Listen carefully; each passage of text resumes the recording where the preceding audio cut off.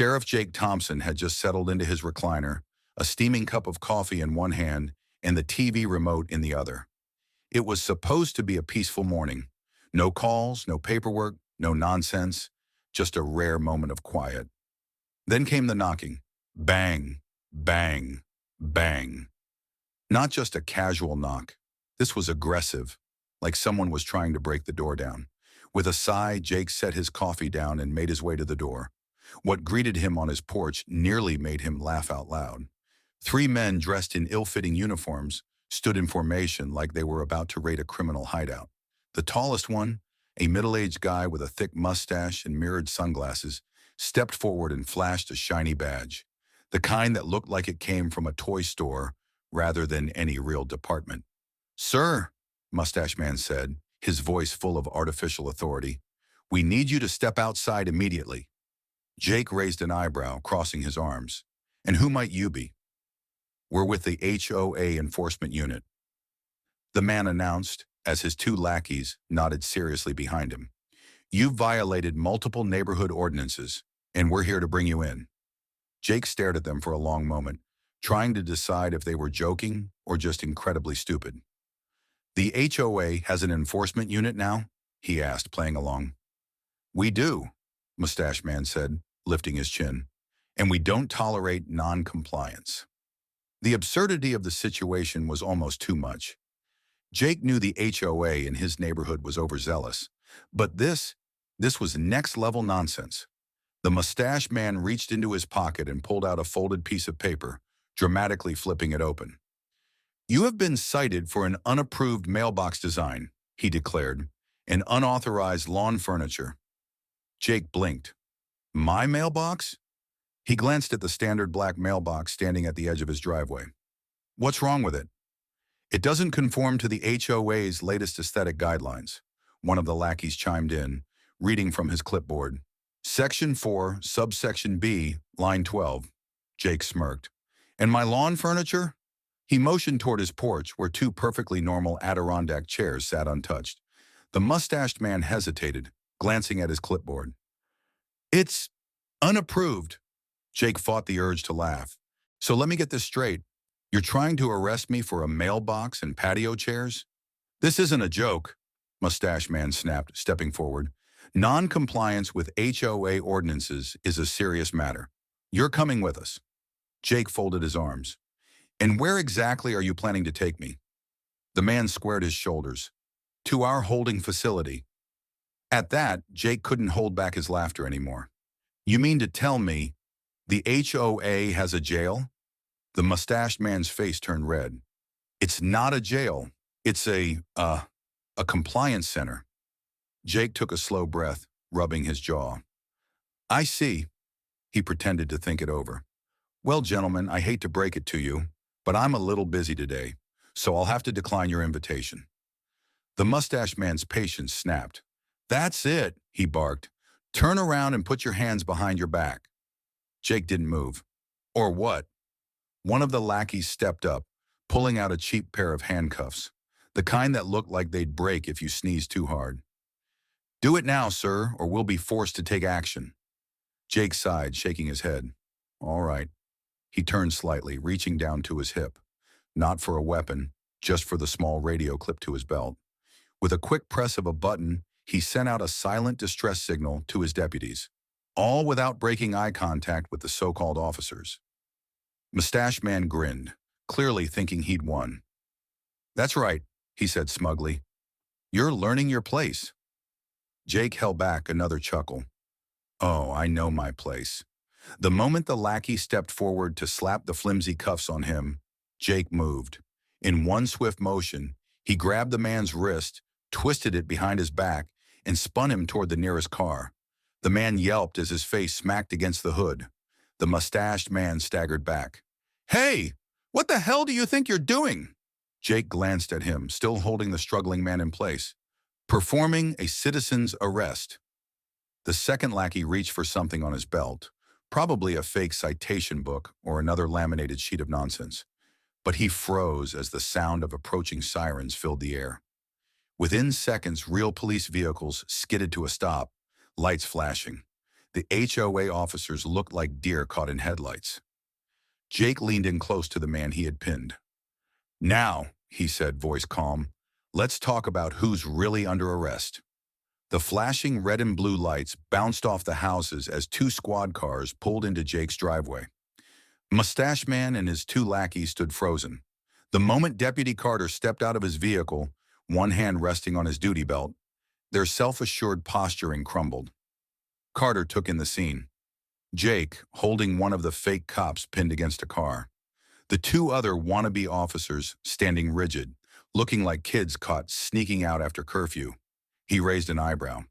"Boss, you mind telling me why you're wrestling with a guy wearing what looks like a Halloween police costume?" Jake finally let the squirming man go, stepping back and brushing his hands off. "These three gentlemen were in the middle of conducting an unlawful arrest," he said.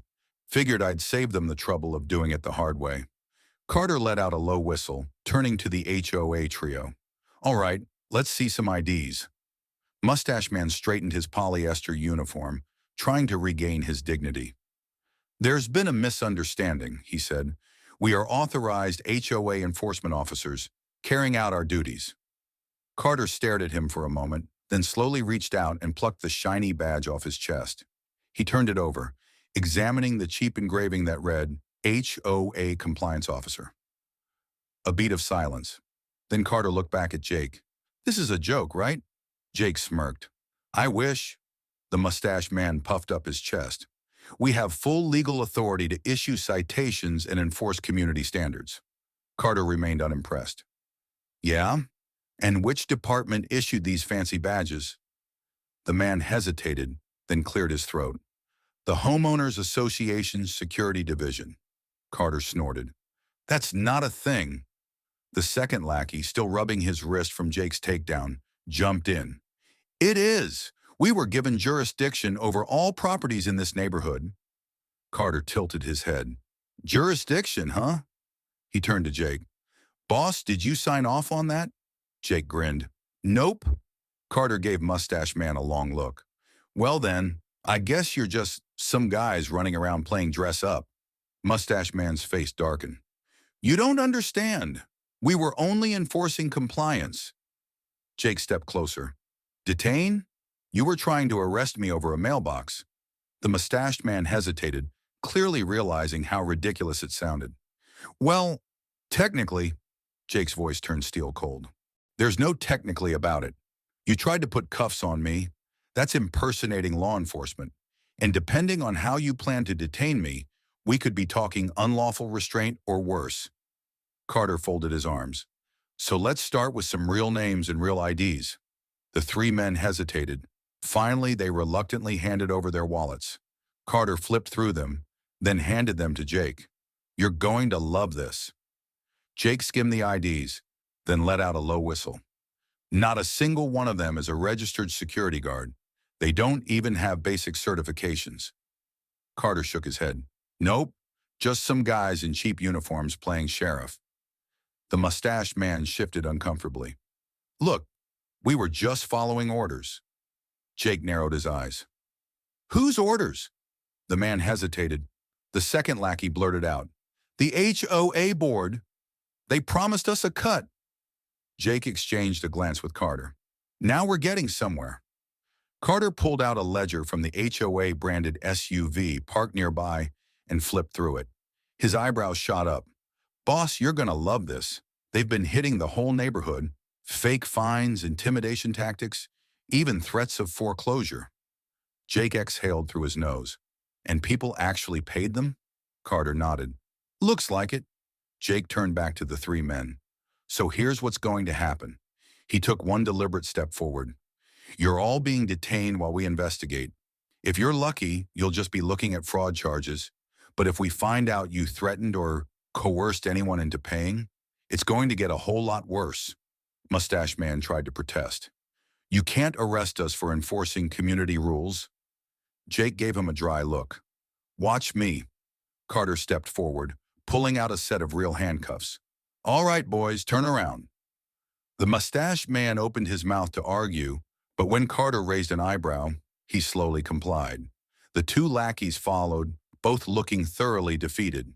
As Carter cuffed them and started reading them their rights, Jake turned to the small crowd of neighbors that had gathered to watch. Some were whispering, others were shaking their heads. An older woman near the front of the crowd called out, "Sheriff, does this mean we can ignore those fines they've been giving us?" Jake gave her a reassuring nod. "If they ever made you pay, keep your receipts. The county prosecutor is going to want to see them." A murmur spread through the crowd. More people stepped forward, each with their own horror story about how the fake HOA police had bullied them. Jake looked at Carter. "We need to have a chat with the HOA board." Carter grinned. "Oh, I can't wait for that." By the time Jake and his deputies arrived at the HOA office, word had already spread. The board members were waiting, looking nervous, but still determined to put on a good show. The HOA president, a thin man in a cheap suit, stood in front of the others, hands clasped like he was about to negotiate a peace treaty. "Sheriff," he said with a forced smile, "this is all a misunderstanding." Jake crossed his arms. "A misunderstanding? You mean the part where your so-called officers tried to arrest me?" The president's smile flickered. "Well, the part where they were running a fine collection racket?" The man cleared his throat. "We were simply trying to maintain order in the community. There have been complaints." Jake cocked his head. "Complaints about what exactly?" The president hesitated, then gestured vaguely. "Non-compliance." Jake smirked. "You mean mailboxes and patio chairs?" A woman with short silver hair, another board member, stepped forward. "Sheriff, we have to enforce neighborhood standards. People buy homes here because they expect a certain level of decorum." Jake raised an eyebrow. "And does decorum include hiring unqualified thugs to shake down homeowners?" The silver-haired woman stiffened. "They were simply volunteers." Jake pulled out the fake citation book from the so-called HOA police and tossed it onto the table. Volunteers? Volunteers who were charging fines, threatening arrests, and pocketing cash? That's not volunteer work. That's fraud. The board members shifted uncomfortably. The HOA president tried to salvage the situation. "Look, maybe we got a little overzealous, but surely we can handle this internally. There's no need to involve law enforcement." Jake let out a low chuckle. "Too late for that. Your boys are already in cuffs, and we've got plenty of evidence." The president's smile faltered. "Surely there's a way to resolve this amicably." Jake took one deliberate step forward. "You want amicable?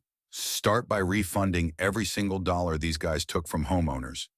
Then we'll talk about what happens next." The silver-haired woman scoffed. "This is outrageous. The HOA has operated this way for years." Jake gave her a hard look. "Yeah, well, that ends today." The final nail in the coffin. By the time Jake walked out of the HOA office, the board members looked like they had just been handed a death sentence. They weren't getting away with this. Not if Jake had anything to say about it. Back in the neighborhood, the scene had turned into something of a block party. People were out on their lawns, chatting animatedly, swapping stories about their own encounters with the fake cops. Some were laughing, others were fuming. An older man in a golf cap approached Jake. "Sheriff, I got fined $200 last month for excessive yard decorations." He gestured to his modest front lawn, which had nothing more than a bird feeder and a small garden gnome. A younger woman stepped up next. "They charged me $300 for parking my own car in my own driveway overnight." Another neighbor groaned. "I had to pay $500 because my grass was 1 inch too high, and they threatened to double it if I didn't cut it within 24 hours. Jake shook his head. "Y'all are getting your money back, one way or another." The crowd erupted in cheers. Someone even popped open a beer and handed it to Jake, who accepted it with a grin. Deputy Carter wandered over, looking amused. "This might be the first time I've seen a sheriff's investigation turn into a community festival." Jake took a sip of his beer. "People love seeing justice served." Carter smirked. "Well, you're about to love this. Just got word from the prosecutor's office. They're looking into felony fraud charges against the entire HOA board." Jake raised an eyebrow. "Now that's music to my ears." Carter held up a file. "Oh, and it gets better." He flipped through some HOA financial records. "Guess who's been skimming money off the top?" Jake leaned in. "Don't tell me." Carter grinned. "Your buddy in the cheap suit." The HOA president's been pocketing thousands. And guess where a chunk of that money was going? Jake nodded knowingly. Right into those fake cops' pockets. Jake let out a low whistle. Well, looks like we're going to be making another set of arrests. The final arrests. It didn't take long. Within hours, the HOA president and his accomplices were being hauled into squad cars, looking every bit as stunned as the fake cops had been. The neighborhood residents gathered to watch. Some were clapping as the handcuffs clicked into place. As Jake leaned against his truck, watching the last of the arrests, the older man in the golf cap wandered back over. Sheriff, you ever thought about running for mayor? Jake laughed. I think I'll stick to law enforcement. The man winked. Well, if you change your mind, you got my vote. Jake just shook his head with a chuckle. Let's just get this neighborhood back to normal first. Lesson learned. Some people never learn. The HOA thought they could control everything. They thought rules didn't apply to them, that they could bully, intimidate, and extort their own neighbors. But the law doesn't care about HOA power trips. The fake cops, arrested, the corrupt board, facing felony charges, the stolen money, getting refunded, the neighborhood, finally free. And Jake, he was just glad to be done with the nonsense. Because sometimes, justice doesn't just come knocking. Sometimes it kicks the damn door down.